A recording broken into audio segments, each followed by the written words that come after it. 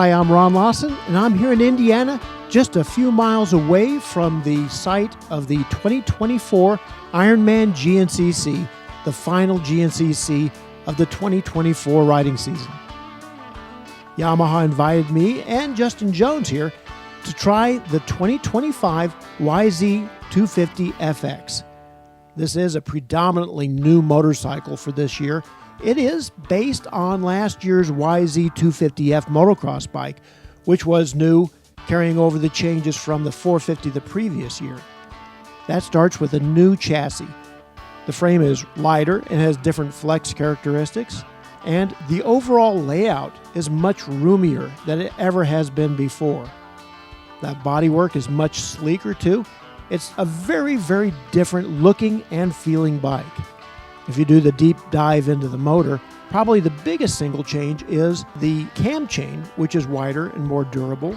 But the performance-oriented changes start with the airbox, which has more flow, and the mapping, which is off-road specific on the FX.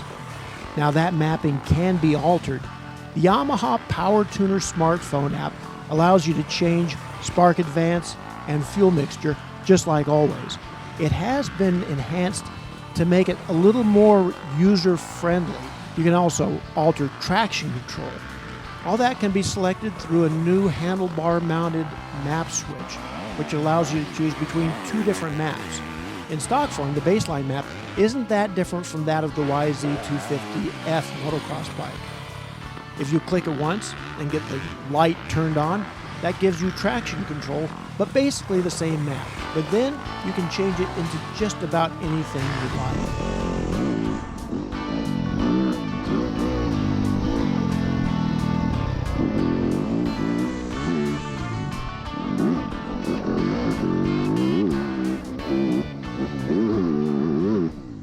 Okay, now we've turned a few laps on this bike.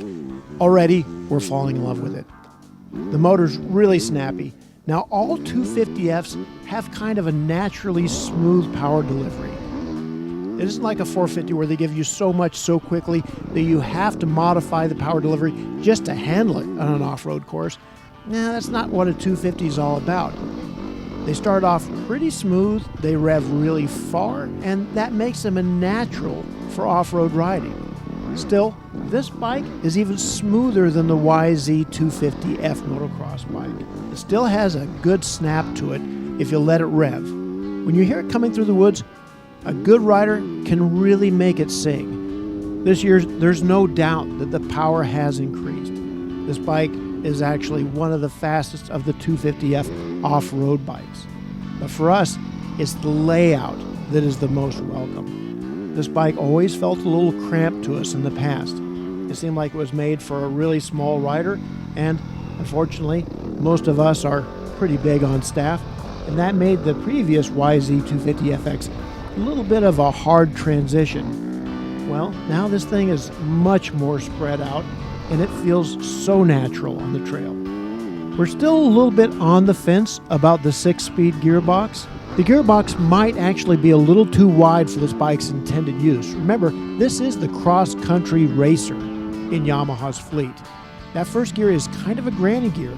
For racing, most riders actually prefer the 5-speed from the YZ motocross bike. The story might be different out on the West Coast, where you have some space to click it into 6th gear.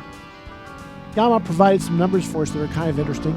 First gear on this bike would be like adding 7 teeth to the rear sprocket of the motocross bike, whereas 6th gear would be like taking away 10 teeth from 5th gear in the motocross bike.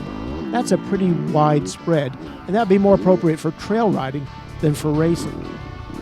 The suspension, on the other hand, is a racer.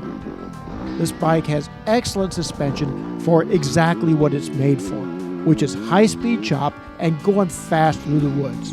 Almost all trails everywhere develop whoop-de-doos, sharp edges, ruts, and rocks. Well, the faster you hit all that stuff on the YZ250FX, the better it feels. This is pure YZ. The motocross bikes are like this too. They're made for racers, and this is a racer's bike. The suspension on this bike is actually 10 millimeters shorter than that of the YZ. That 10 millimeters is welcome when it comes to seat height because you're always going to be dabbing your foot off-road. Everybody does, even the biggest heroes. Now, Yamaha does have another model in its line.